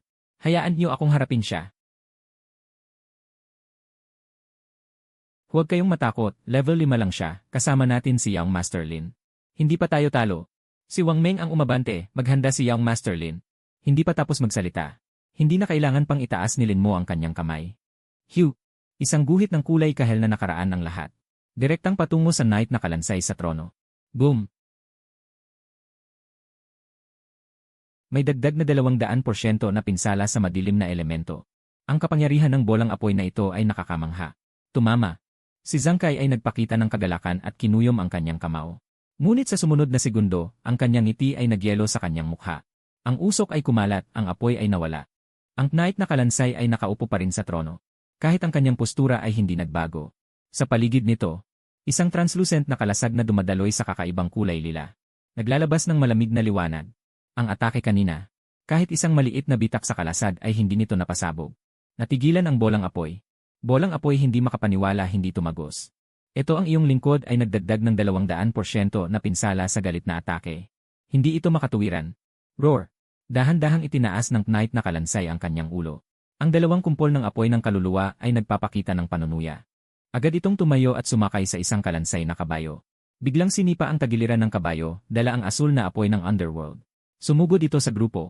Lumindol ang lupa. Mag-ingat, haraan mo, Wang Meng. Agad na nag-utos ng malakas si Xia Qinyue. Lalabanan kita. Hindi matitinag na bundok. Pumula ang mga mata ni Wang Meng. Sumigaw ito ng malakas at ibinagsak ang toreng kalasag sa bitak sa lupa. Bumalatayo ang kanyang buong katawan ng maputik na dilaw na liwanag. Hindi nagtagal. Sa sumunod na sandali, ang 5 metrong haba na higanteng espada ay bumagsak ng malakas sa toreng kalasag. Dang! Yay! Direktang tumilapon si Wang Meng kasama ang kanyang kalasag. Dumura siya ng malaking bugso ng dugo sa ere. Sa huli, bumagsak siya ng malakas sa pader na ilang metro ang layo. Wang Meng! Tumili si Liu Weiwei at sumugod papunta. Naging kulay abo ang mukha ni Zhang Kai. Nakatayo si Lin Mo sa gitna ng grupo na hindi gaanong natataranta. Bahagya lamang siyang sumimangot. Medyo nakakagulo. Huwag kang huminto, maliit na apoy, paatrasin mo, huwag mo itong hayaang lumapit. Naggangalit ang fireball spell, hindi mo na kailangang sabihin sa akin, hindi pa ako tapos dyan. Boom, boom, boom. Pumailan lang ang apoy sa bulwagan at walang tigil ang mga pagsabog. Sa ilalim ng walang tigil na pambobomba ng fireball spell at multiple explosive fireball. Napilitang umatras ang skeleton knight. Gayunpaman nang mawala ang apoy. Ang kalasag na bumabalot ng lila ay buo pa rin. Tiningnan ni Lin Mo ang eksenang ito, bahagyang lumubog ang kanyang mga mata. Mukhang hindi masisira ang kalasag na ito. Hindi maaaring mapatay ang boss na ito. Tumigil ang fireball spell sa pagmumura, tinitigan ng husto ang kalasag. Napaisip ang fireball spell, bakit? Bakit hindi ito sumasabog? Malalim na nag-iisip, parang magkakaroon na ito ng utak. Sinasakop ng Yi ang matataas na lugar. Malapit na itong magkaroon ng ideya. Tumaas ang kilay ni Lin Mo. Kabanata 15, natutunan ang Explosive Flame Spiral Dragon Bullet. Sa patuloy na pambobomba. Ang dalawang kumikislap na lila nitong apoy ng kaluluwa. Nilagpasan ang lahat at nakatuon kay Lin Mo. Tila napagtanto na nito na sa harap ng grupo ng mga hamak na nilalang na ito. Ang binatilyong ito lamang ang tunay na banta. Hanggat papatayin siya, mawawala ang nakakainis na liwanag ng apoy. Hindi maganda. Mabilis na sumugod si Xiaoqinyu sa harap ni Lin Mo. May bakas ng determinasyon sa kanyang mga mata. 1,304 siya ang kapitan. 1,305 siya ang responsable sa misyong ito. 1,306 tinanggap niya ang pera ng pamilya Lin. 1,307 kahit mamatay siya, hindi niya hahayaang mamatay ang amo niya sa kanyang harapan. 1,308 biglang lumingon si Xiaoqinyu. 1,309 ang kanyang dating malamig at napakagandang mukha ay puno ngayon ng alikabok. 1-3-1-0 Lin Xiao, tumakbo ka na, pipilitin kong pigilan ito. 1,311 pagkatapos niyang magsalita, isang malaking figura ang humarang sa harap ni Lin Mo. 1,312 si Wang Meng, habang hawak ang kanyang kalasag, ay lumingon at sumigaw. 1,313 Lin Xiao, ako na ang bahala dito, tumakbo ka na. 1,314 na tinitingnan ang dalawang kasamahan na ito na tila handang magsakripisyo ng kanilang buhay. 1,315 walang nagawa si Lin Mo kundi ang bumuntong hininga. 1,316 na sinipa niya sa puwet si Wang Meng. 1,317 may sakit ba kayo? 1,318 tinitingnan sila ni Lin Mo na parang mga tanga. 1,319 saan tayo tatakbo? 1,320 magtago sa isang lugar hanggang sa magutom na lang tayo hanggang mamatay. 1,321 natigilan si Xiaoqinyu. 1,322 bahagya siyang natigilan sa biglaang sermon ni Lin Mo. 1,323 patayin natin ito ng 100 beses. 1,324 bahagyang nagulat si Xiaoqinyu nang marinig ito. 1,325 nga. 1,326 walang ibang daan kundi ang lumaban. 1,327 kahit mamatay tayo sa gitna ng laban. 1,328 mas mabuti pa kaysa magtago sa isang sulok at maghintay ng kamatayan. 1,329 tama ang sinabi ni Lin Xiao. 1,330 bagamat nanginginig pa rin ang kanyang mga binti. 1,331 ngunit makikita sa kanyang mga mata ang isang galit na determinasyon. 1,332 impyerno, pareho lang tayong mamamatay, labanan na natin ito. 1,333 Lin Xiao, sabihin mo kung paano tayo lalaban at susunod kami. 1,334 sundin natin si Lin Xiao, labanan natin ito. 1,335 sa di kalayuan, dahan-dahang ibinaba ng knight ng kalansay ang kanyang katawan. 1,336 ang mga paa ng kanyang kabayong kalansay ay patuloy na kumakaskas sa lupa. 1,337 nagbubuga ng mga alipato. 1,338 ang dalawang bukos ng asul na apoy ay nagliliyab ng husto sa kanyang katawan. 1,339 at sa sandaling ito sa kanyang isipan. 1,340 nararamdaman din ng maliit na bola ng apoy ang kapaligiran ng huling laban. 1,341 ang fireball spell ay nasa isang matinding estado ng pagkabalisa. 1,342 alam nito na upang mapasok ang depensa. 1,343 kailangan nitong kolektahin ang lahat ng apoy. 1,344 sinusubukan nitong pigain ang malaking elemento ng apoy patungo sa gitna. 1,345 sinusubukang bumuo ng isang punto. 1,346 sapagkat nagkakalat at sumasabog ang mga ito sa paligid, hindi maaring maging matatag. 1,347 hindi ba bobo, umikot ka na lang. 1,348 kapag ang bilis ng pag-ikot ay umabot sa sukdulan. 1,349 ang lahat ng enerhiya ay mahigpit na ikakandado sa sentro. 1,350 hindi nakakalat. 1,351 ang sukdulang pag-ikot ay nagdadala ng sukdulang pagtagos, naiintindihan mo ba? Siya ang kapitan. Siya ang namamahala sa misyong ito. Tinanggap niya ang pera ng pamilya Lin. Kahit mamatay pa siya, hindi niya hahayaang mamatay ang kanyang amo sa kanyang harapan. Biglang lumingon si Xiaoqinyu. Ang kanyang dating malamig at napakagandang mukha ay puno ng alikabok sa ngayon. Lin Xiao, tumakbo ka, pipilitin kong pigilan ito hanggang sa huli kong hininga. Pagkatapos niyang sabihin ito, isang malapad na figura ang humarang sa harapan ni Lin Mo. Sumigaw si Wang Meng habang hawak ang kanyang kalasag. Lin Xiao, ako na ang bahala dito, tumakbo ka na. Tinitingnan ang dalawang kasamahan na parang handa ng magpakabayani. Walang magawa si Lin Mo kundi bumuntong hininga. Sinipa niya ang puwet ni Wang Meng. May sakit ba kayo? Tiningnan sila ni Lin Mo na parang mga tanga. Saan tayo tatakbo? Maghanap ng lugar na mapagtataguan at maghintay na mamatay sa gutom. Natigilan si Xia Qingyu. Bahagya siyang naguluhan sa biglaang sermon ni Lin Mo.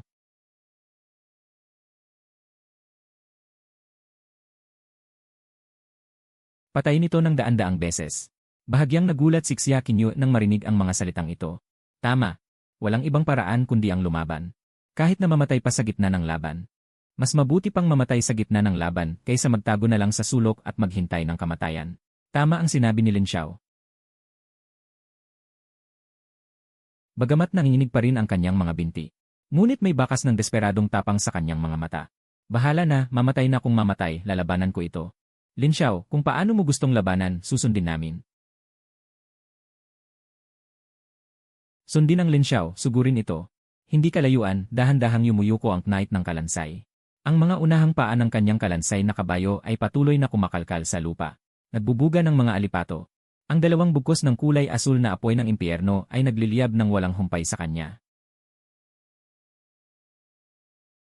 Sa sandaling ito, sa kanyang isipan, nararamdaman din ng maliit na bolang apoy ang kapaligirang ito ng pagdedesisyon. Ang fireball spell ay nasa matinding pagkabalisa. Alam nito na kung gustong tagusan ang panangga, kailangang ibalik ang lahat ng apoy. Pilit nitong kinukuyom ang malaking elemento ng apoy papunta sa gitna. Sinusubukang bumuo ng isang punto. Kumakalat at sumasabog sila sa lahat ng direksyon, hindi makabuo ng matatag na hugis. Bobo ba ito? Umiikot na lang sana. Kapag ang bilis ng pag-ikot ay umabot sa sukdulan, ang lahat ng enerhiya ay mahigpit na ikakandado sa gitna. Hindi nakakalat. Ang sukdulang pag-ikot ay nagdadala ng sukdulang pagtagos, naiintindihan mo ba? Hindi mapigilan ni Lin Mo na magbigay ng ilang payo.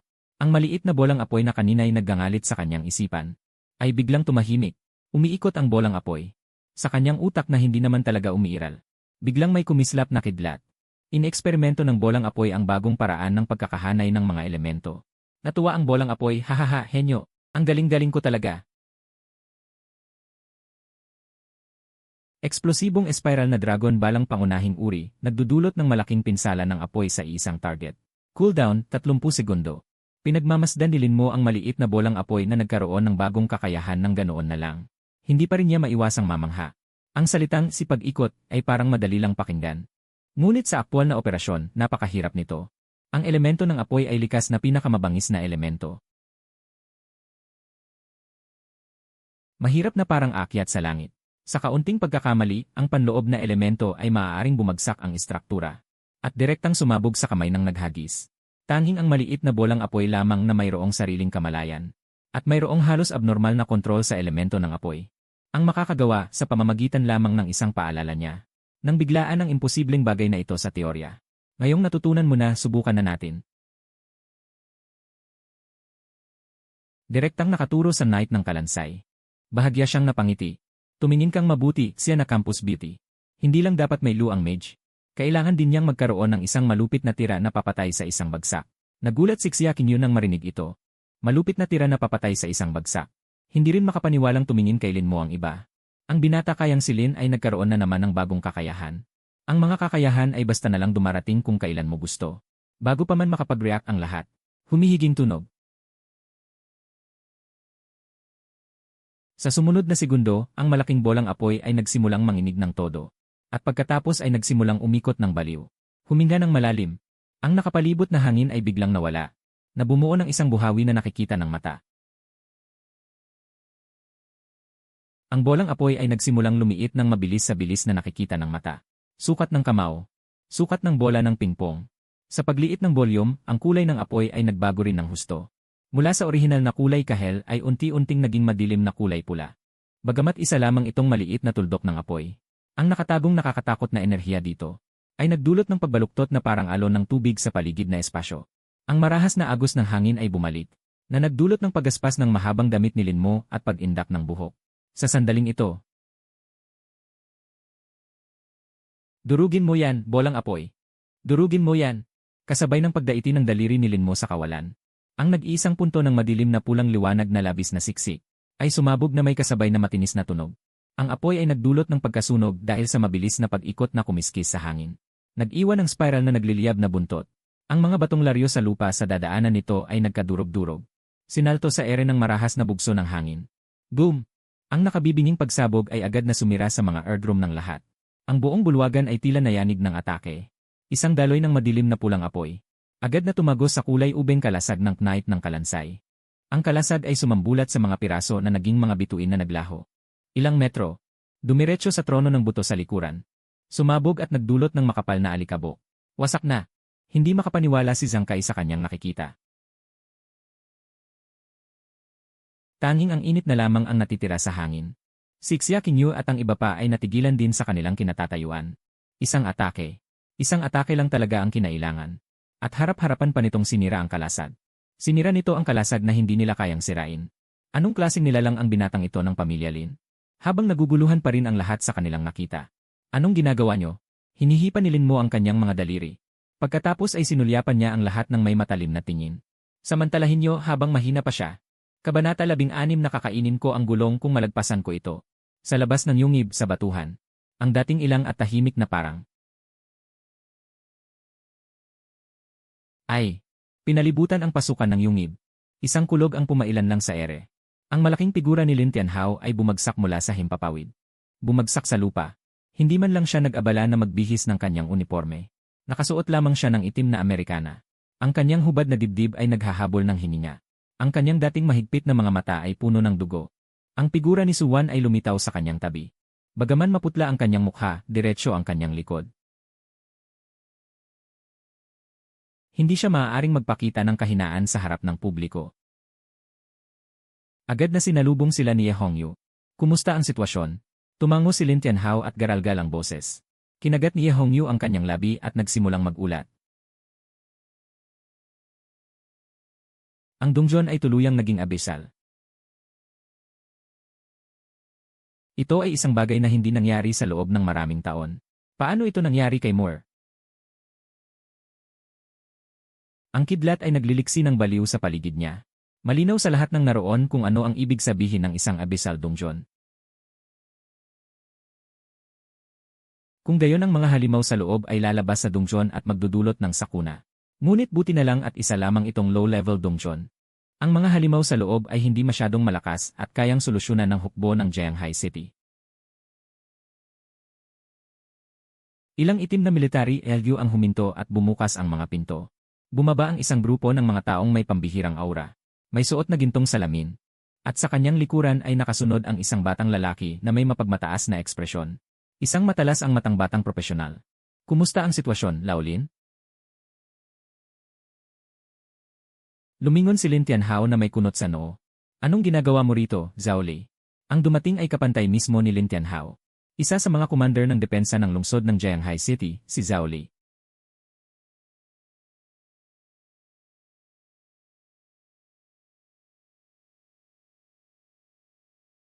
Natural na kailangang naroroon. Itinulak ni Zhao Li ang kanyang gintong salamin sa kanyang ilong. Itinuon ang kanyang tingin sa Abyssal Dongjuan entrance. Isang bakas ng komplikadong ekspresyon ang lumitaw sa kanyang mga mata.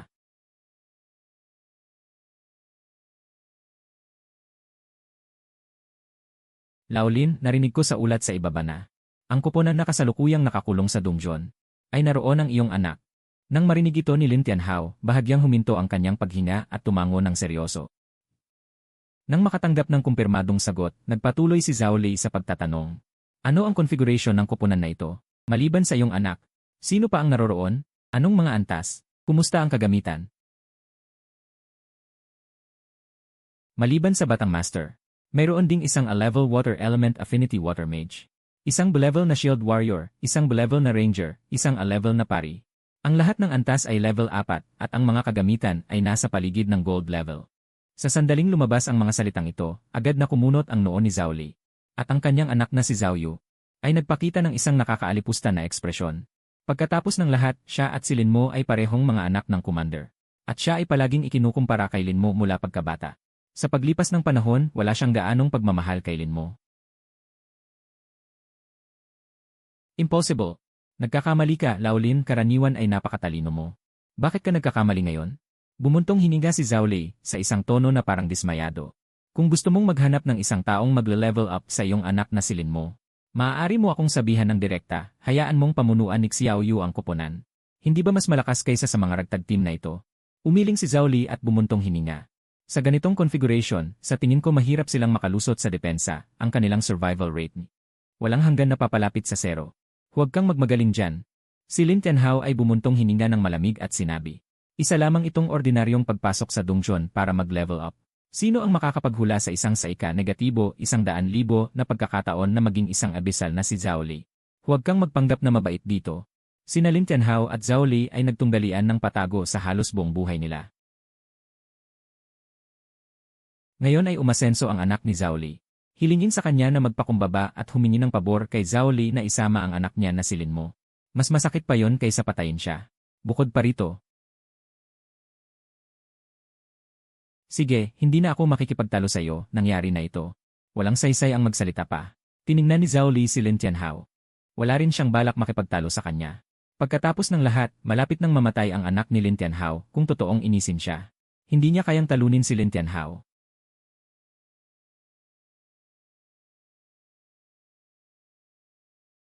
Itinuro ni Zhao Li ang ilang kabataan sa likod niya. Ang limitasyon ng level ng dungeon na ito ay 35. Silang lahat ay level 5, may kumpletong legendary equipment at nagtutulungan ng maayos. Nang marinig ito ni Zhao Yu, humakbang din siya pasulong. Sa kanyang mukha ay nakapinta ang kumpiyansa at kayabangan ng isang level na henyo. Tiolin, Tita Su, huwag kayong mag-alala. Kahit na malamang natapos na si kapatid na mo, palagi akong handa. Kapag na-reset ang dungeon, ako ang unang papasok kasama ang aking team. Ako mismo ang pupugutan ng ulo ang boss na yon para ipaghiganti si kapatid na mo.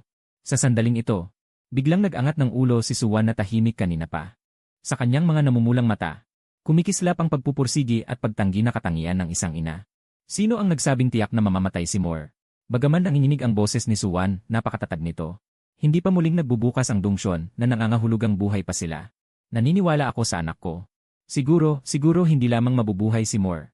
Ngunit maaari pa niyang tapusin ang abyssal dungeon na ito. Hindi ba, Laolin? Bumaling si Suwan para tingnan si Lin Tianhao na may bakas ng pag-asa sa kanyang mga mata. Tiningnan ni Lin Tianhao ang mga mata ng kanyang asawa. Tapusin. Alam na alam niya kung gaano kahirap iyon. Ngunit sa sandaling ito, sa pagtingin sa mga mata ng kanyang asawa na puno ng luha, paano niya matitiis na sabihin ang malupit na hindi? Siguradong kaya niya. Nang marinig ang sinabi ng mag-asawang Lin Tianhao, nagulat si Zhao Li. Isang wizard na walang talento, na may bitbit na isang pangkat ng mga ragtag na gustong tapusin ang abyssal dungeon. Ito ay isang panaginip lamang. Itinulak ni Zhao Li ang kanyang salamin at malamig na ngumisi sa kanyang puso. Kung talagang kayang tapusin ang isang configuration gaya ni Lin Mo. Kabanata 17 Gustong kumain, tawagin akong papa. Sa loob ng piitan, ang knight ng kalansay ay nakabaon ngayon sa guho ng kanyang trono ng buto. Matapos mabasag ang kanyang kalasag, siya ay mahina. Makining kay Lin samantalahin ang kanyang kahinaan. Papatayin kita, hayop ka. Sumisigaw si Zhang Kai habang hinihila ang kanyang mahabang busog. Isang ulan ng mga palaso ang pumana patungo sa knight ng kalansay. Sumugod din si Wang Meng na may hawak na kalasag. Ngunit lubhang nakakainsulto. At bilang isang A-level na water type na mage sa grupo, huminga ng malalim si Xia Qingyu at ikinaway ang kanyang tungkod. Ang mga daloy ng tubig na kulay asul ay namuo sa hangin, naging matatalim na palaso. Patuloy na pinapana ang boss. Si Lin Mo naman ay kumakain pa rin ng merienda at nanonood. Baliw na binobomba ang boss. Boom! Ang napakalaking apoy na likha ng pagsabog ay agad na nilamon ang boss. Ang sunod-sunod na pinsala ay nagpakaba kay Zhang Kai at sa iba pa. Ito ang tunay na depensa. Kung ikukumpara kay Lin, para lang silang nangangati. Sa gitna ng walang tigil na pag-atake ng lahat. Bumagsak agad ang kanyang health sa 70%. Isang galit na dagundong ang narinig mula sa guho. Mabilis na iwinasiwas ng knight ng kalansay ang kanyang higanting espada. Isang nakakatakot na impact wave ang tumalsik kay Wang Meng na malapit sa kanya. Pagkatapos, ang nakakadismayang mapusyaw na lila at semi-transparent na kalasad. Muling binalot ang kanyang buong katawan. Nandito na naman. Hindi na nag-aksaya ng oras si Lin Mo, itinaas niya ang kanyang kamay at binaril muli. Lakad. Bahagyang kinatok ni Lin Mo ang kanyang mga daliri. Boom! Walang duda.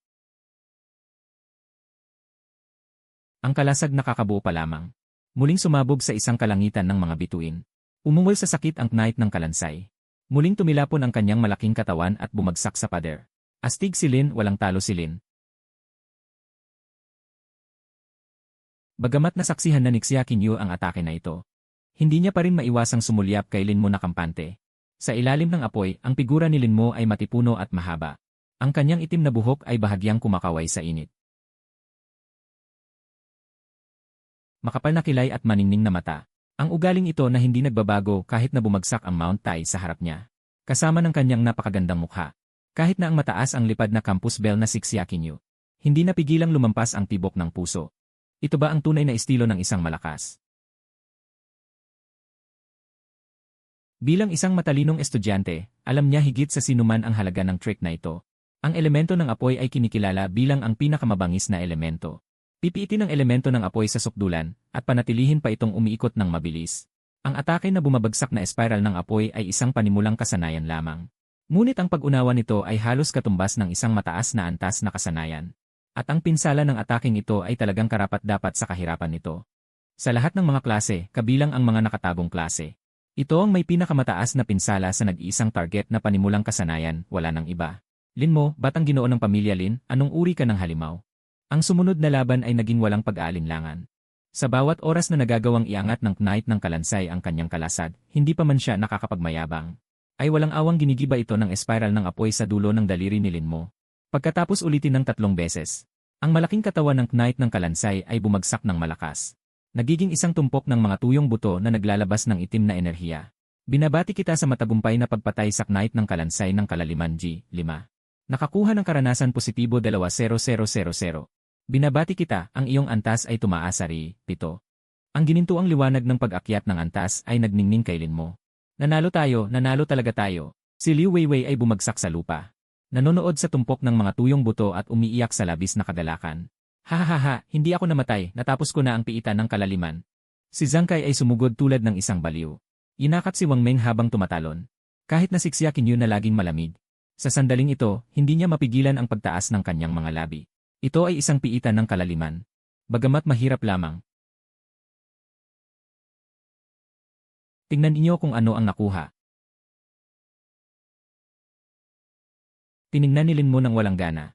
Tiningnan ang mga nahulog na kagamitan at materyales. Ang pinakamahalaga ay isang kagamitan na gawa sa ginto. Ngunit ito ay kagamitan ng mandirigma at gawa sa ginto. Hindi talaga ito gusto ni Lin Mo. Hatiin niyo na lang yan. Itinuro ni Lin Mo ang mga bolang liwanag at nagkaaway ng kamay. Pagkatapos niyang sabihin yon, narinig ang boses ni Xia Qinyu. Hindi pwede.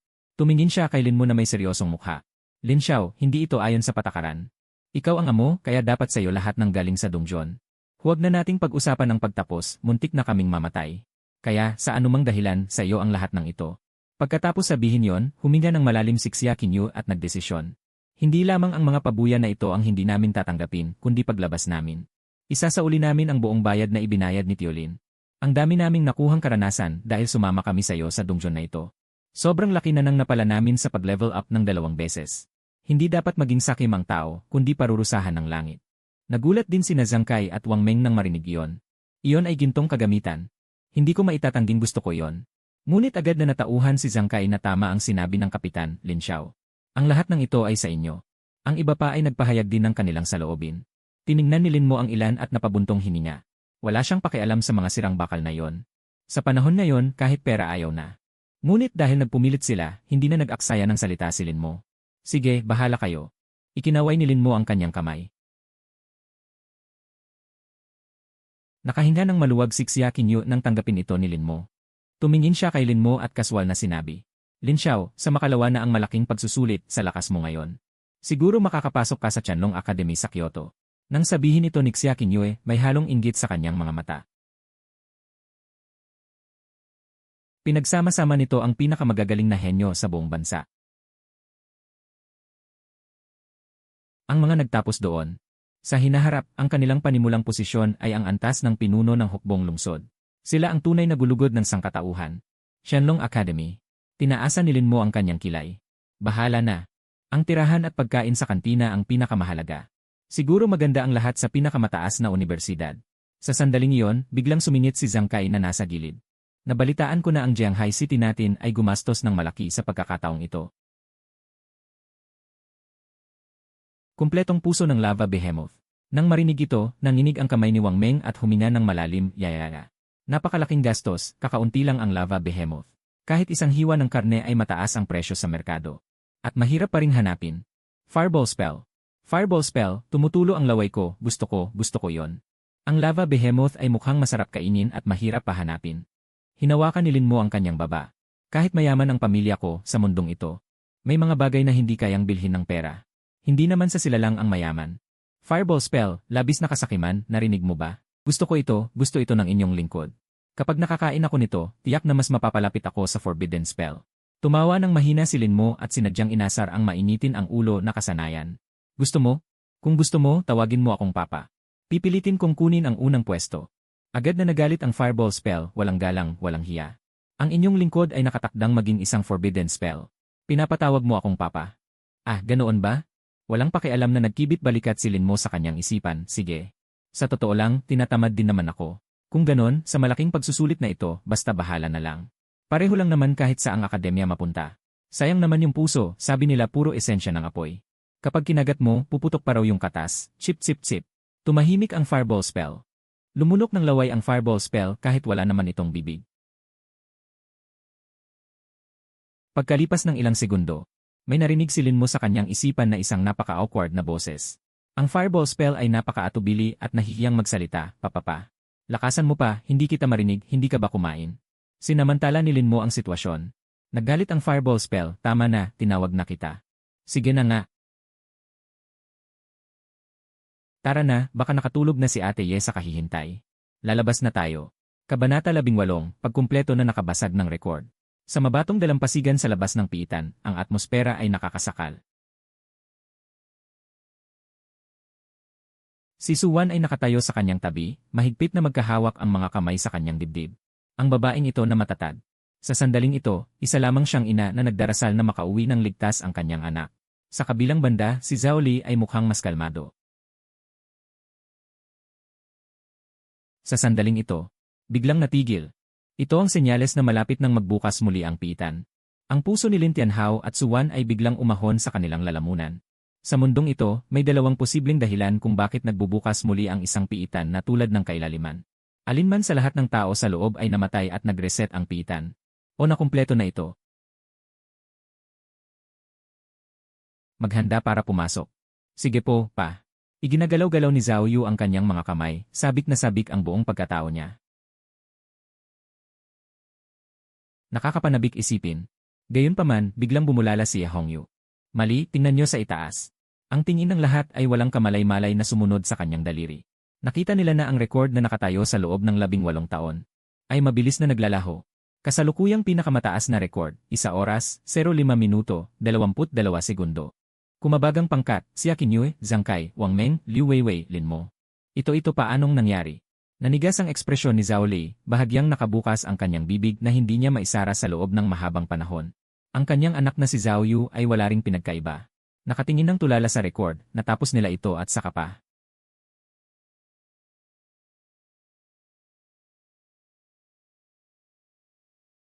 Isang liwanag ang kumislap sa pasukan ng piitan. Ilang figura ang dahan-dahang lumabas mula sa ipo-ipo. Pagkalabas ni Lin Mo sa piitan, nagulat siya sa eksenang ito. Daan-daang sundalo na nakasuot ng kumpletong kagamitan, 12 ng malalaking ilaw. At ang mga mata na nakatitig sa kanya. Ang laki naman ng eksenang ito. Tumingin si Lin Mo sa mga tao. Napako ang tingin niya kay Zhao Yu na hindi kalayuan at nagpapakita ng iba't ibang emosyon.